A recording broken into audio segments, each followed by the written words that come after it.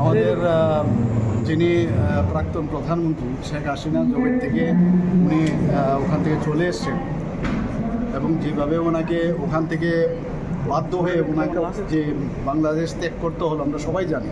তারপর থেকে আমরা জানি যে এখানে কি হতে যাচ্ছে।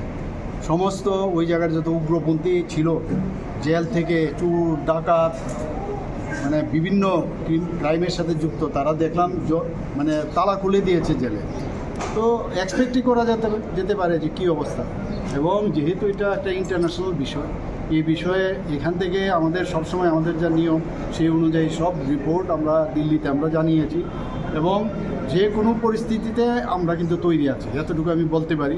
কিছুদিন আগেও এখানে আমরা যে প্রোগ্রাম করেছিলাম, এখানে আর্মির এখন যে ওনারাও ছিলেন সেখানে, তো আমাদের তরফ থেকে আমরা বর্ডার এবং আমাদের নিরাপত্তার দিক দিয়ে আমরা সেটা আমরা অত্যন্ত শক্তিশালী এবং যা করার আমাদের মাননীয় প্রধানমন্ত্রী যে আছেন সেখান থেকে ওনার নেতৃত্বে আমাদের যে ক্যাবিনেট আছে সেন্ট্রালে, ওনার নিশ্চয়ই এই বিষয়গুলো অবগত আছে এবং যা করার তাই করবে, সময়ের কথা বলছে।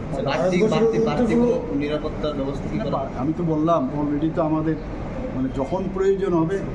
আর এখানে তো ফিজিক্যাল প্রেজেন্স এখন প্রয়োজন হয় না, এখন তো টেকনোলজির যুগ।